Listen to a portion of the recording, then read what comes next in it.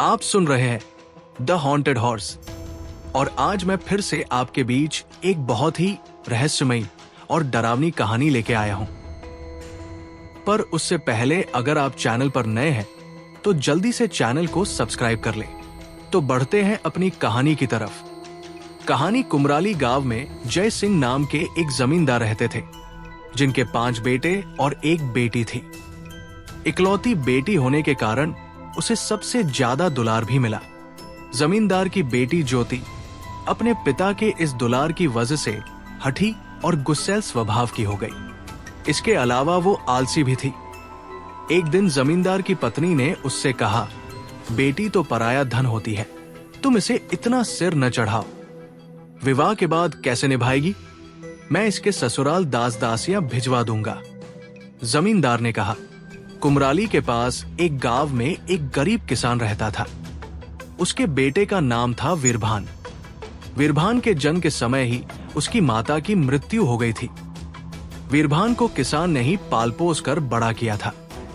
महामारी में किसान का बैल मर गया। दूसरा बैल खरीदने के लिए उसे जय सिंह से पैसे उधार लेने पड़े। वर्षा न होने से फसल भी न हुई।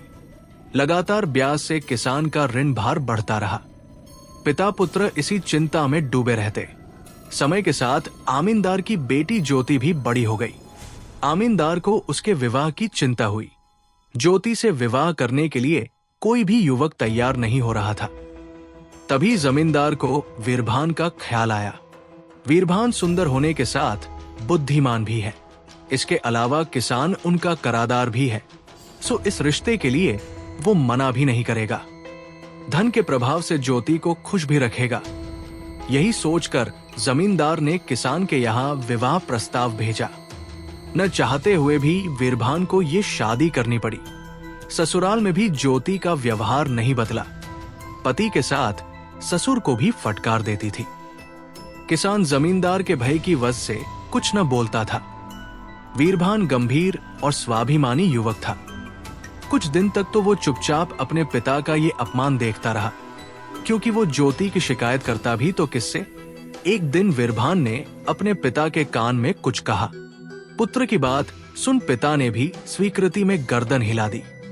अगले दिन वीरभान ने चुपके से सभी दास दासियों को जमींदार के घर वापस भेज दिया। उसने कहा, अपने घर की जिम्मेदारी स्वयं निभानी चाहिए। ज्योति जब सोकर उठी तो उसे बहुत आवर से भूख लगी। वीरभान ने कहा, खाना बना लो। ज्योति रुआंसी होकर कहने लगी, इस कड़ाके की ठंड में मुझसे खाना नहीं बनेगा। कोई बात नहीं, खाना मैं बना लूंगा, बस रसोई में तुम मेरी थोड़ी मदद कर देना, वीरभान बोला। अब वीरभान की बात मानने के अलावा ज्योति के पास कोई चारा नहीं था। दोनों ने मिलकर खाना बनाया। वीरभान खाने के बाद बोला, मैं खेत पर जा रहा हूं काम करने, तुम घर में चौकस रहना। चौकस क्यों? ज्योति ने पूछा। वीरभान ने बताया, दिन में प्रेत यहां से गुआरते हैं और जो भी उनकी तरफ देखता है वो उसे नोच डालते हैं। ज्योति डर गई। नहीं नहीं, तब तो मैं यहां नहीं रहूंगी। एकाएक उसके मुंह से निकला। वीरभान ने पूछा, तो तुम मेरे साथ खेत चलोगी? ज्योति बोली, मैं इस ठंड में बाहर नहीं जा सकती। एक बात बताओ, ये प्रेत तुम्हारे सामने क्यों नहीं आते? वीरभान ने कहा, मेरे सामने भी आते हैं, पर जो उनकी तरफ देखता है प्रेत उसी को चोट पहुंचाते हैं। यदि हम अपने काम में लगे रहें तो प्रेत सामने से गुआर जाएंगे और हमें पता भी नहीं चलेगा। अच्छा, अब मैं जा रहा हूं। इतना कहकर वीरभान खेतों की ओर चल दिया। घर में खाली बैठी ज्योति को डर लगने लगा। उसने सोचा, मुझे काम करते रहना चाहिए, इससे प्रेत की नार मुझ पर नहीं जाएगी। इच्छा के विपरीत वो काम करती रही। वो डर से खाली भी नहीं बैठ सकती थी। उसने मन में सोचा, वीरभान के आने से पहले क्यों न खाना ही बना लिया जाए।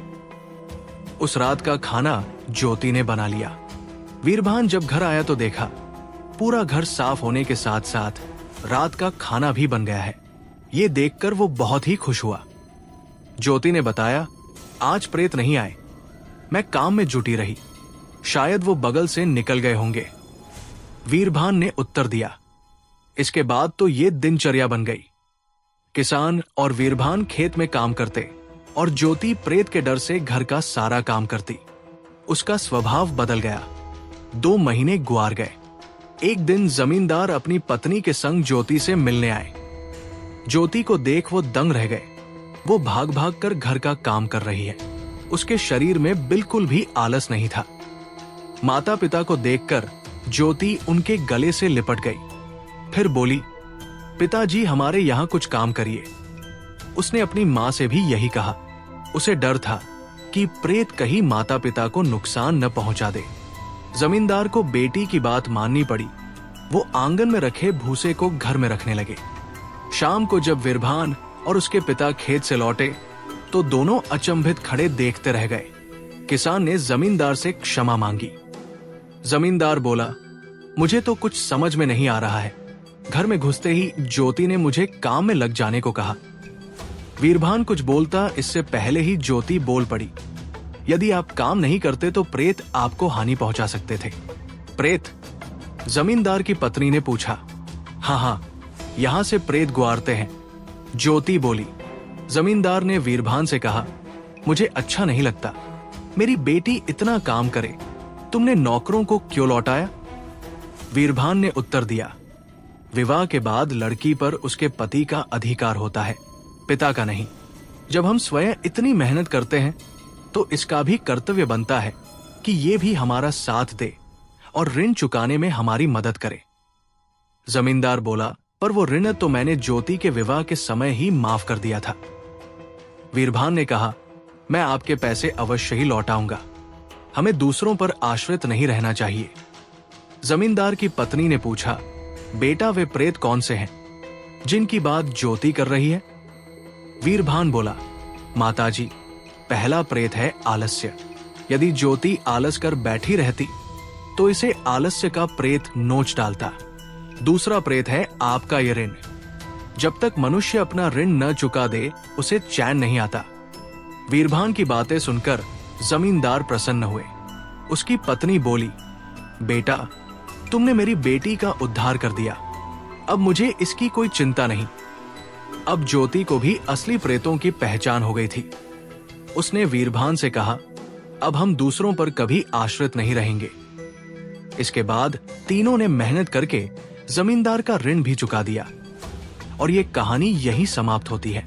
तो आप लोग कमेंट करके बताना कि आपको ये कहानी कैसी लगी। और अगर आपके पास भी ऐसी ही कोई कहानी है जो आप मुझे भेजना चाहते हो तो मुझे ईमेल करना और मैं उसे जरूर सुनाऊंगा। तो अब जल्दी से चैनल को सब्सक्राइब कर लो